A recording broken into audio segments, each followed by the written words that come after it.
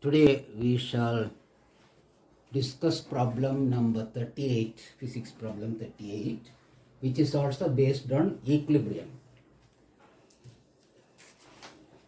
So you can read the statement of the question on the board. A uniform rod is placed inside a smooth hemispherical bowl, and it has to be placed in such a way that part of it should be inside and the other part must be outside. So that way it should be placed. It's a smooth bowl so that there is no friction. Under such condition, what is the maximum angle this can make with the horizontal? That is what we have to work out. Because if you make this angle larger, it will slip downward. So at a certain maximum angle, it can this maximum angle it can make with the horizontal.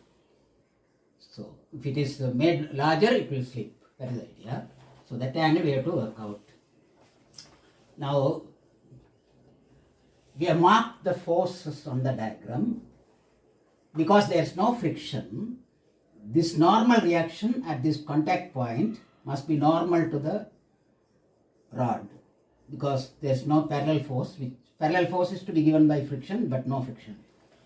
Likewise, on the hemispherical surface also, there is no tangential force, because tangential force must be given by friction. So the normal force must be along the radial direction, normal to the surface, which is marked as N2. Here the normal force is N1. Apart from N1 and N2, only mg is the other force. So three forces are keeping this rod in equilibrium. When three non-parallel forces keep a body in equilibrium, the three forces must be concurrent. That is N1, N2 and N1, N2 and mg must be concurrent. N1, N2 and mg must be concurrent.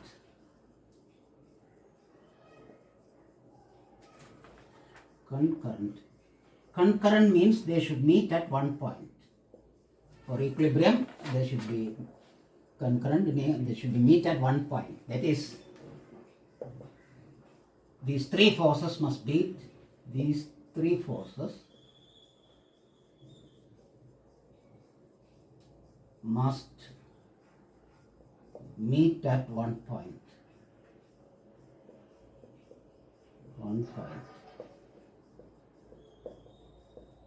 Say we have marked it as P. So the rod, normal force N1, normal force N2, meeting at point P. Then the third force is mg. Mg is vertically downward force, N1 up and then 2 like this. So the three must meet at one point. That point we have marked as P. Then the angle, theta is the angle that we want. The rod making with the horizontal. Theta is the maximum angle that we want. So by now once you have drawn this diagram, this meeting point P is located. The rest is just purely geometry, because this angle theta which we want, this is also theta because of in the this alternate angles, and this is radius, so this must be theta. So this angle must be 2 theta. This is 90 minus 2 theta, and this theta, this is normal to the rod, so this must be 90 minus theta. Then this angle must be theta also, so the total angle is 90 minus theta here. This is also 90 minus theta, means this is an isosceles triangle. So this is R, means this is also R. So radius is these 4 lines, this line, this and this, all represent the same radius. So the rest of our solution is purely based on geometry. So we make use of the triangle, sine rule for the triangle we make use. We make use of this angle APG. G is the midpoint. G is the midpoint of this. Midpoint means that is where the weight is acting, center of mass. So mg down. So rest is geometry. We make use of the sine rule for the triangle APG. Applying sine rule for the triangle APG gives us using sine rule for triangle APG. Sine rule for triangle APG.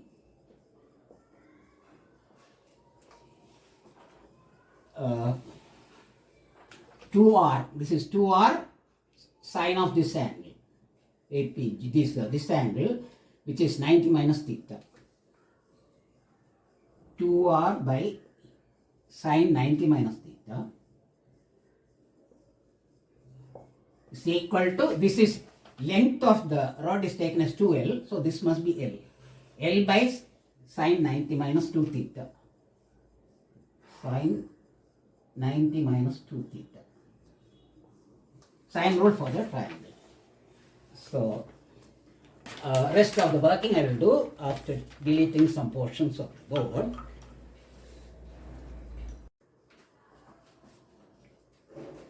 The last step that we wrote leads us to, say, gives us 2r by cos theta is equal to we have L by cos 2 theta.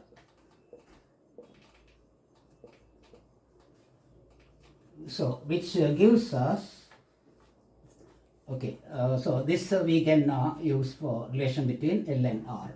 Now the condition is that part of the rod must be outside, which means this 2L minus 2R cos theta. 2L is the full length, 2R cos theta is the inner part. So difference must be non-zero. So for equilibrium as described, so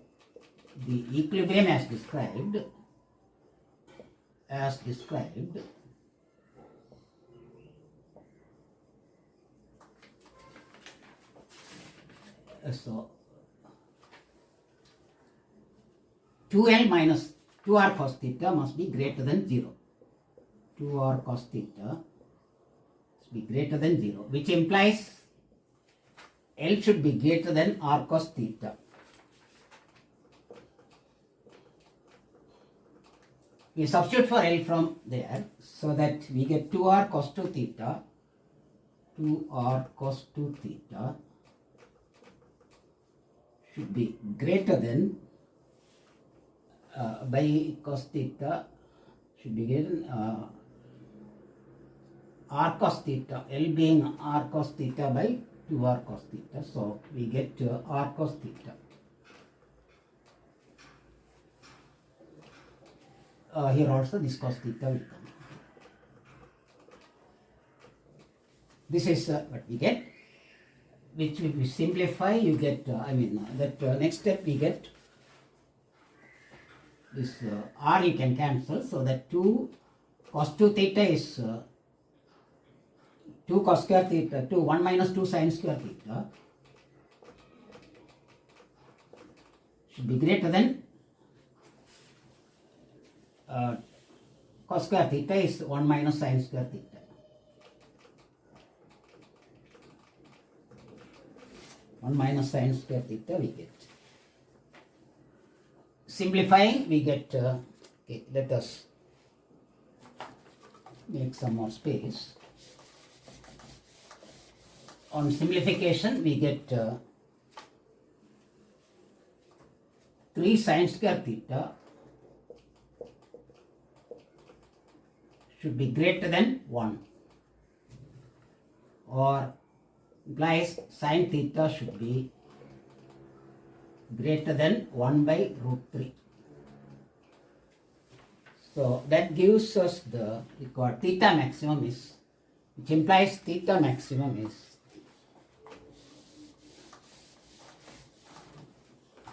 theta maximum equals, or sin theta being theta maximum value should be equal to sin inverse of 1 by root 3. Which also you can say as or sin inverse root 3 by 3. From tables you can get the angle, or theta equals maximum equals, from tables you can get it as 35.3 degrees. So that numerical part, you can even leave the answer in this form, in inverse trigonometric form is okay. But if the numerical answer is required, you can go like this. Otherwise, you leave the answer in terms of inverse trigonometric ratio. So up to 35.3 degree, this maximum 35.3 degree, you can, if you try to increase it, it will slip. That is the idea of it. So up to 35.3. This is our required answer. So I think you can follow the steps. Thank you.